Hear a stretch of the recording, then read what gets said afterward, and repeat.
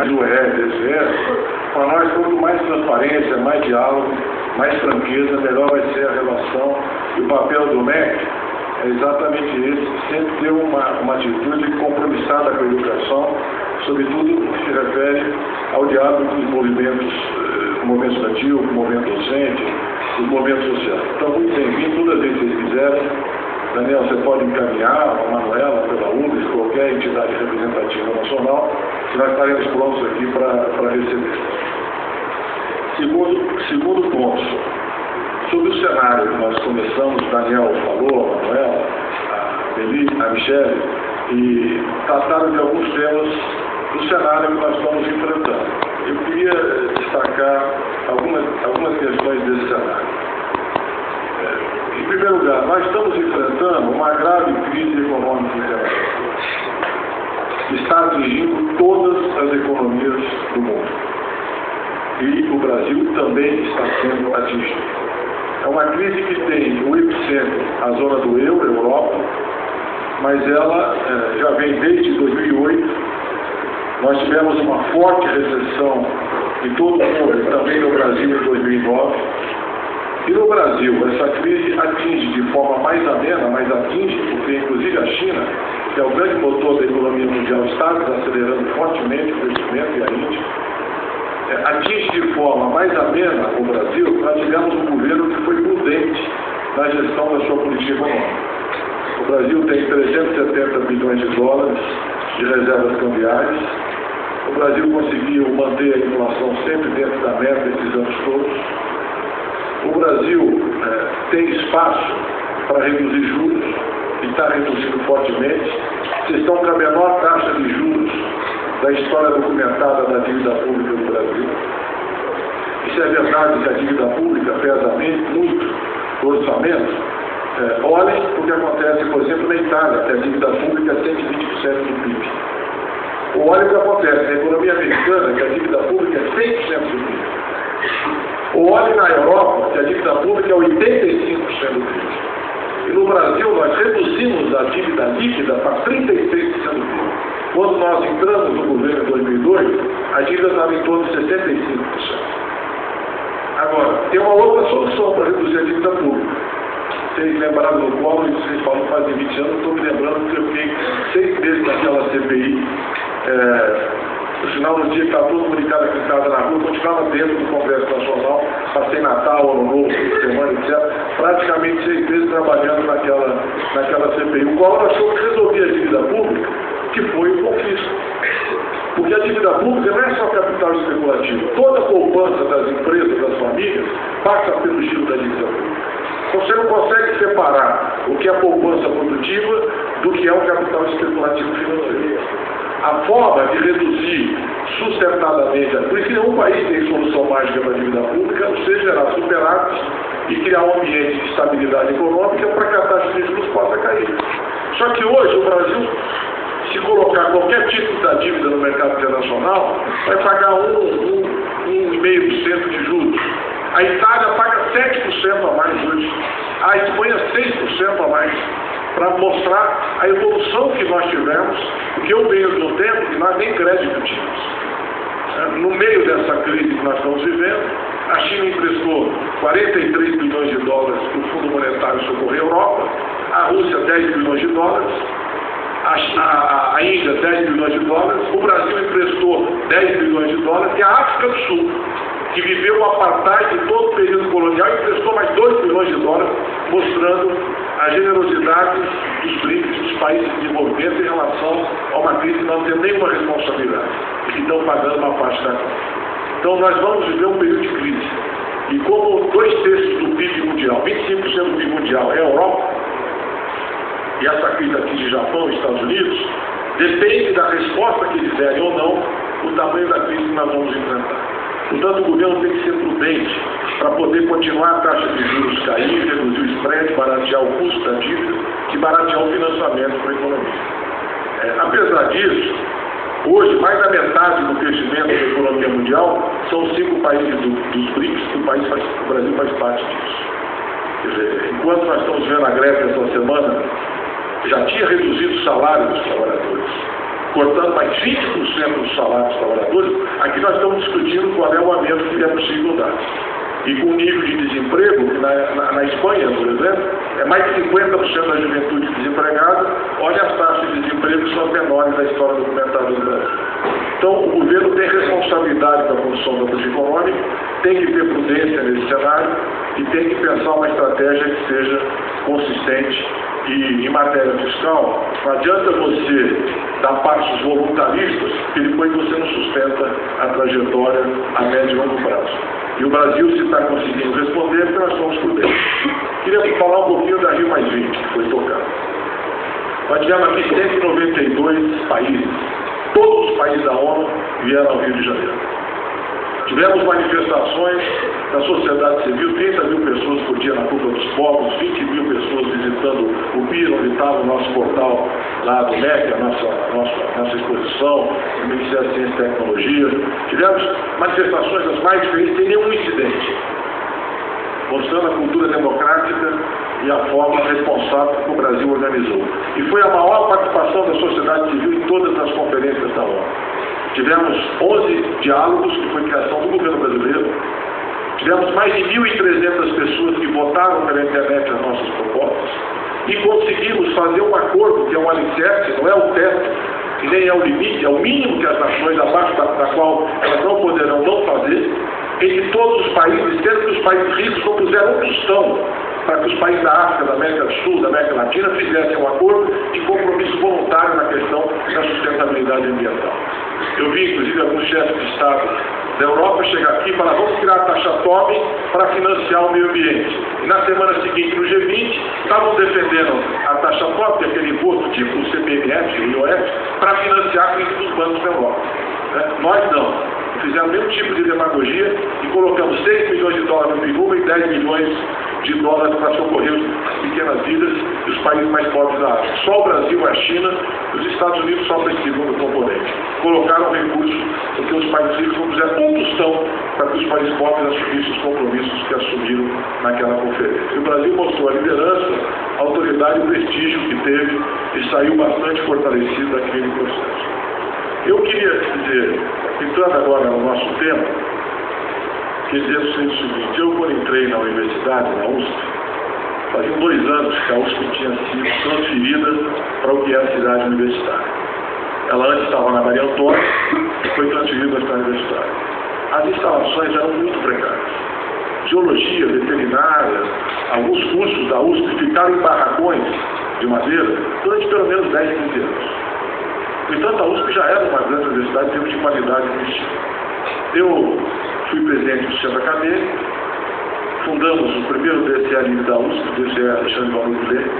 O Gustavo foi um companheiro na época da Caminhando, que na época era o PCdoB, que comigo propôs o nome na Assembleia Estudantil, Alexandre Valmir, que era um estudante da geologia que tinha sido assassinado no início de 2003 na USP pelo Celso, que já morreu, que era um companheiro depois que foi diretor viário. E fizemos ali a criação da UNE e começamos a trabalhar os encontros setoriais para reconstruir a UNE. Quando eu estava saindo do movimento estudantil, nós tivemos, por exemplo, o congresso em Belo Horizonte, que 1.000 estudantes foram presos. Tivemos em setembro de 77, já era professor da PUC nessa época, era presidente da Associação de Professores da PUC. Tivemos a invasão da polícia militar, que bateu, queimou, arrebentou, porque a UNE estava tentando ser construída. Então vocês representam uma história muito longa. E uma história que muita gente pagou um preço muito caro. O presidente do DCE da USP, Ernestina Guimarães, foi assassinado na ditadura, exatamente nesse período do início dos anos 70, para lembrar de tantos. Só na USP, 36 professores e estudantes foram assassinados ou desaparecidos ao longo da ditadura. Só na USP. Então, foi um processo muito difícil nós chegarmos aonde nós estamos. Então, eu destacaria ainda nessa conjuntura que vocês se manifestem fortemente em relação ao que está acontecendo no Paraguai. Porque e a minha geração viveu isso. Começa assim. Há uma tentativa agora na Bolívia, já tivemos uma tentativa na Bolívia, tivemos um golpe de Estado contra o Chávez na Venezuela, que ao contrário do que se diz, que pode ter todo tipo de crítica, mas venceu todas as eleições que disputou. Todas. e disputou mais eleição que qualquer outro chefe de Estado na América Latina. As divergências são próprias da vida pública, mas há que se reconhecer que ele disputou e venceu como Lula venceu as eleições. Você, no incidente, o presidente está cumprindo o mandato judicial na sexta-feira passada, dia 16 de junho, sem apurar o que aconteceu, porque alguns PMs, a polícia lá, militar, alguns morreram, e alguns camponeses, mas sem apurar, identificar, denunciar, processar, você, num período de menos de 2 dias, você caça o presidente da República. Então, se a gente não reagir a esse tipo de coisa, a minha geração sabe o que representou historicamente a luta pela democracia. Então, acho muito importante destacar na conjuntura também a importância de vocês, do movimento estudantil, continuarem sempre com essa bandeira muito forte. Em relação ao MEC, eu quero dizer uma coisa para vocês. Vocês olharem um pouco a história do MEC, com raras exceções, quase todos os indivíduos foram líderes estudantis ou docentes. Eu, por exemplo, quando fundei a ANTES, fui o primeiro vice-presidente da ANTES, em 1980, o Paulo Ganato, que foi ministro aqui, era presidente da Unicamp. Se vocês forem olhando para trás, vocês vão ver, então, provavelmente alguém daqui, ou alguma liderança do movimento hoje, um dia vai estar sentado aqui no nosso lugar. E é bom que seja assim, que tenha participado das lutas, que tenha acontecido, que tenha uma cultura democrática, vai passar aqui e vai ter que decidir o que eu tenho que decidir. Então, o que eu quero dizer para vocês, sentado aqui no meu lugar? Vocês trazem uma pauta que é muito importante. Mas qual é o equilíbrio que nós temos que ter? Hoje, só 23% das crianças entre 0 e 3 anos estão na creche. Das crianças abaixo da linha da pobreza, só 14%. E por que é grave isso? Porque as habilidades não cognitivas, disciplina, estabilidade emocional, trabalho coletivo, você forma exatamente nesses primeiros anos de vida. As cognitivas, que é a lógica da abstração, você vai desenvolvendo ao longo da escola. Mas as não cognitivas você forma nesse momento. Então, uma criança que passou por uma creche e teve os estímulos pedagógicos, ela fala 12 mil palavras entre 7 e 8 anos de idade. A que não teve, fala 4 mil. A que fala 12 vai ser alfabetizada. A que fala 4 vai ter dificuldade. Então, nós lançamos um programa Brasil Carinhoso, e estamos construindo 5.500 creches, estão pagando 50% a mais para as crianças que estão no cadastro do Bolsa Família, para colocar essas crianças na creche, senão não vão ter chance nenhuma de sentar onde vocês estão e estudar onde vocês estão estudando. Isso significa investimento, significa prioridade.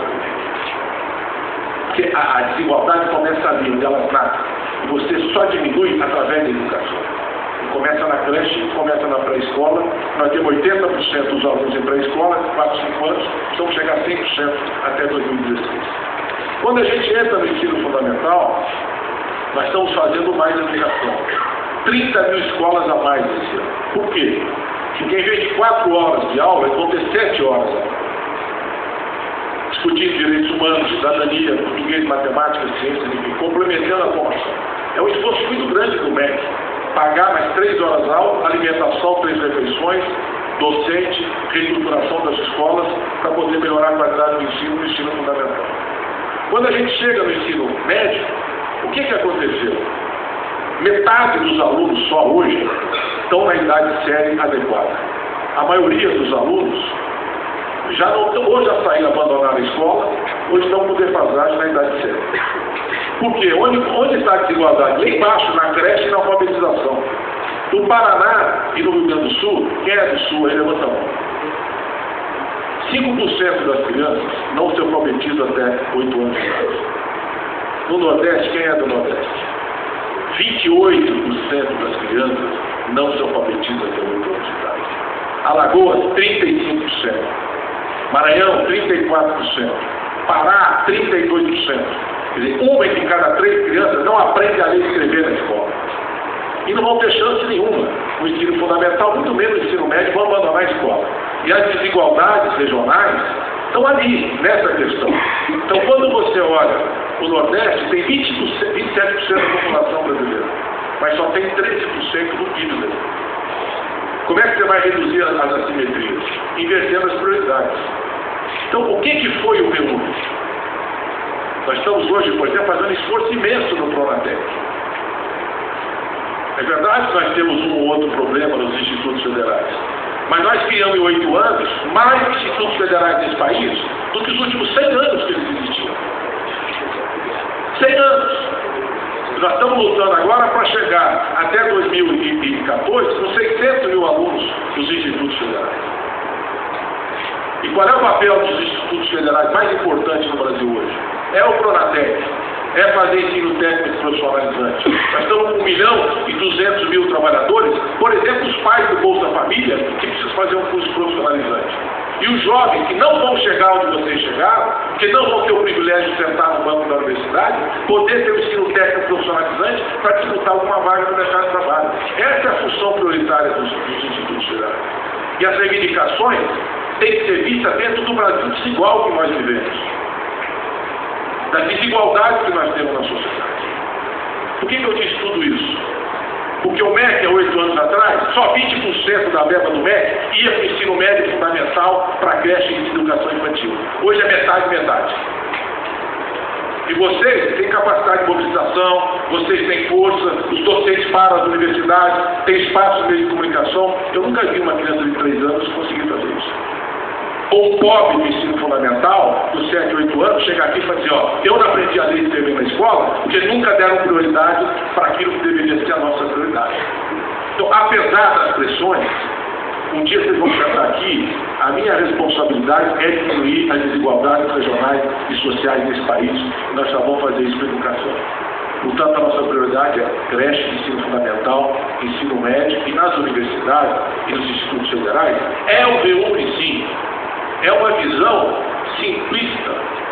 Achar que a expansão comprometeu a qualidade. Mesmo que o que existia não foi prejudicado. Nunca foi prejudicado. Agora, que direito tem aqueles que questionam de dizer que 250 mil jovens que estão entrando por ano hoje na universidade não deveriam entrar?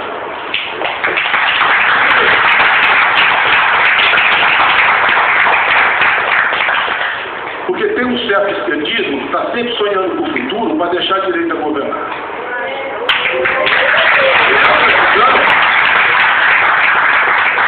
E esta visão, eu faria um plebiscito.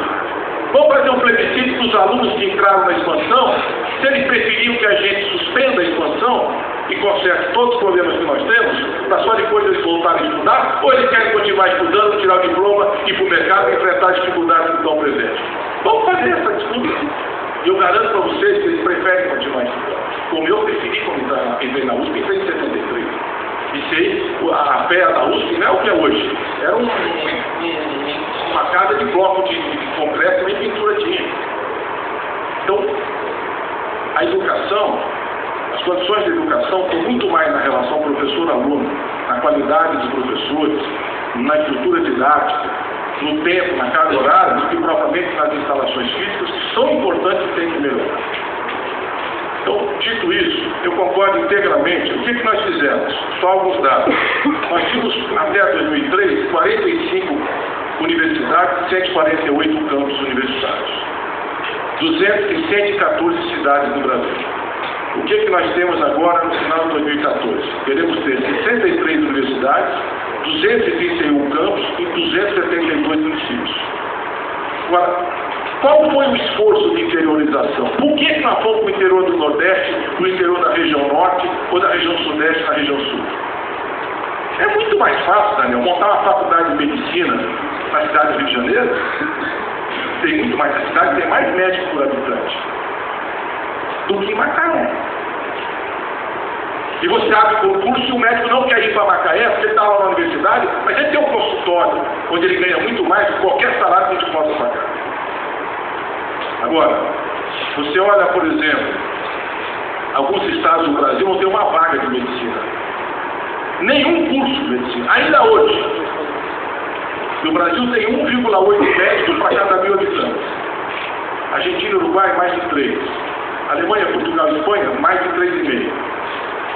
Cuba, mais de 6 médicos. É mais de 3 vezes mais do que nós. Cuba exporta 60 mil médicos para outros países. E não querem que a gente expanda. Não querem mais oferta de curso de medicina. Vai ter mais curso de medicina nesse país que eu tiver aqui. Nós estamos abrindo mais 1.600 vagas. Porque tem regiões do Brasil, mais de 2.000 municípios, mas não tem um médico.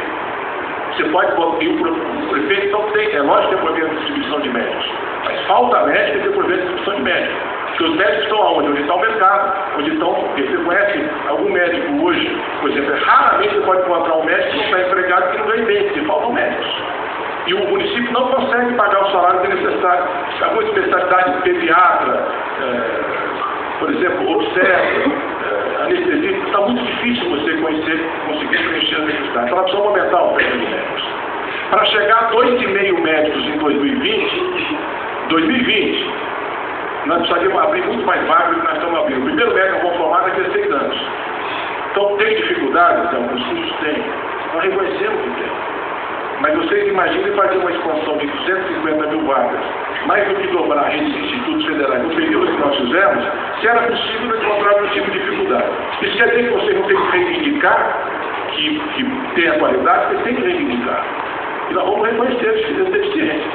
Por exemplo, quando você falou, Melissa, no quadro, Michele, no quadro de Guarulhos, abrir uma universidade no bairro dos Pimentos, que é a periferia da Grande São Paulo, não é uma tarefa simples.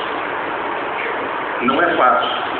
Agora, veja os depoimentos dos professores e dos funcionários que estavam lá sobre o incidente que aconteceu. A tropa de choque não estava lá. Não é verdade. Jogaram paralelepípedo, quebraram, picharam, que são atitudes que eu realmente não sei o que nós vamos construir com essa dinâmica. Reivindicar, manifestar, paralisar, faz parte da luta social e faz parte da construção das reivindicações. Mas tem algumas questões que aquilo é patrimônio público, aquilo é dinheiro do povo. E do povo, que a maioria do povo não entra numa universidade federal. Nunca vai conseguir colocar um filho numa universidade federal porque não tem condições, desde a creche, ensino médio, e passar no vestibular e disputar na mesma condição. Esse país, infelizmente, o filho do faxineiro não tem o mesmo direito que o filho do reitor. E mudou muito, porque um presidente que nunca teve chance de futuro começou a criar condições para que isso mudasse. 1 milhão de vagas no ProUni. E tem gente que é contra o ProUni. É muito fácil, sentadinho na universidade, que o povo paga de qualidade, e falar, não, para que abrir vaga em ensino particular? E o que faz? Vai resolver isso como em que período? 1 milhão de vagas, nós vamos ampliar ainda mais no ProUni. Nós temos 211 mil vagas do FIES. 211 mil vagas no FIES este ano de novos contratos. E quem for ser médico no SUS, o professor universitário, não paga nada. E quem pagar vai ter 1 ano e meio de carência, 16 meses de prestação, com juros de 3,4% ao ano, sem correção monetária. Ou seja, vai pagar 40% do valor do custo. É uma bolsa parcial. E para quem for ser professor da rede pública e médico, vai ter a bolsa integral. Então nós estamos fazendo um esforço muito grande de inclusão social. Qual é o meu compromisso em relação às reivindicações de vocês? Primeiro, nós vamos fazer um programa, já estamos desenhando um programa de consolidação da expansão universitária. Nós vamos consolidar aquilo que a gente expandiu. Ou seja, dar qualidade àquilo que foi expandido. E acho que a UNE tem toda a razão de reivindicar essa questão. 2. Nesse programa, nós vamos dar prioridade à assistência estudantil. Alimentação, moradia. Temos que analisar a questão das bolsas, porque nós temos feito um esforço muito grande nessa área. Vou dar os dados para vocês. Né? E olhem tudo aquilo que eu falei antes em relação ao orçamento. Nós tínhamos, em 2008, 125 milhões de reais investidos no PNAE, no Programa Nacional de Assistência Estudantil. Esse ano nós estamos com 500 milhões. Nós tínhamos 198 bolsas de permanência. Hoje nós temos 1.078. Isso, hoje não, ano passado. Nós estamos expandindo as bolsas, os restaurantes, a moradia e fazendo um esforço muito grande. Dentro de todas aquelas prioridades que eu disse para vocês. Dentro de todas aquelas prioridades. Inclusive o MEC agora, ele precisa fazer compras públicas para ajudar a economia a se recuperar, para não aprofundar a crise internacional no Brasil. Nós vamos comprar ônibus para transporte escolar, especialmente para as áreas rurais, mais mobiliário escolar, vamos fazer um esforço muito grande, mais construção de quadras, de creches, para a gente fazer uma política cívica e ajudar. Mas tem um compromisso. Os ônibus amanhã você pode vir às 10 horas da manhã no Palácio Planalto, nós vamos aumentar substancialmente a compra de ônibus e de mobiliário escolar. Como é o nome? Jorge, você está convidado para ir lá assistir, você vai ver, vai ficar impactado com o que nós vamos fazer. Amanhã cedo, 10 horas, está convidado. Agora. Não. Calma. Gente, não, assim não vai avançar nada. Então, porque vocês vão reconhecer quem é do campo aqui. Alguém é do campo aqui? Todo mundo urbano. Mas nós temos 36% da população do campo. 11 mil escolas rurais não tem luz. 80% não tem internet. Não havia no Brasil até agora, nós estamos fazendo agora para o Pronacamp, sequer um currículo voltado para a população rural. Então nós vamos colocar ônibus, porque as crianças não têm como ir da sede para a escola, da escola para a sede. E o ônibus 4x4 nas áreas rurais é imprescindível. Nós temos 350 mil crianças que são deficientes, que são pobres e deficientes, que não vão para a escola hoje. Então os ônibus que nós estamos comprando é para fazer buscar um a um em casa e levar para a escola. São 700 mil ônibus, que são deficientes e pobres que não têm como entrar na escola. Então as prioridades, vocês têm que entender o conjunto e não ter uma visão corporativista e simplificatória. Porque vocês são a elite política da juventude do Brasil. Vocês são as pessoas que têm mais informação. Vocês têm condições de fazer um debate político mais aprofundado. Isso não quer dizer que a reivindicação que vocês têm não seja importante. Mas avaliem o Brasil que a gente vive, qual é o peso relativo dela em relação à demanda social da educação que nós temos no Brasil. Qual é a reivindicação? Qual é a decisão? O que a gente tem que estabelecer como prioridade? Então, estou dizendo para vocês, nós vamos fazer um plano de consolidação. A reivindicação, estou vendo aqui no Daniel, um monte de universidades se levantaram, quero parabenizar esse levantamento que eles fizeram. Eu vou encaminhar para todos os reitores e pedir por um prazo de 10 dias, eles responderem uma por uma das reivindicações, dizendo o que é que está programado, quando vai ser feito, se está encaminhado, se não está encaminhado, quais são os problemas. E nós vamos criar uma comissão para acompanhar toda essa pauta que está aqui. Então vocês vão ser convidados para vir a cada 15, 20 dias, podia fazer uma comissão de 3 pessoas representando as entidades nacionais, para sentar com 3 reitores do Andino e com a CISU, para avaliar os procedimentos e verificar o que é que está acontecendo em cada universidade. Eu não posso, como ministro da Educação, chegar para o reitor que tem autonomia e dizer assim, vai fazer isso aqui. Não é assim.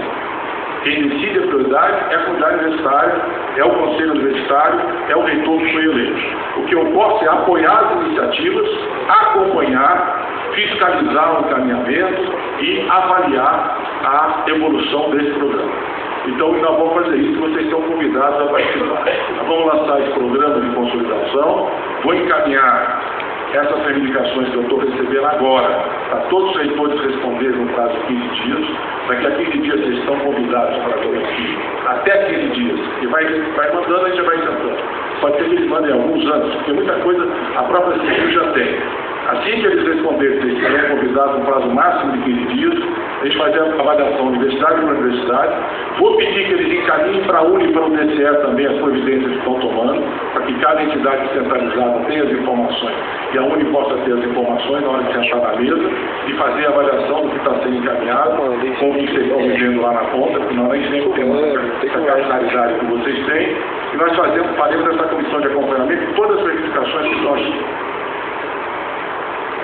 Todos. Agora, eu vou terminar como eu comecei.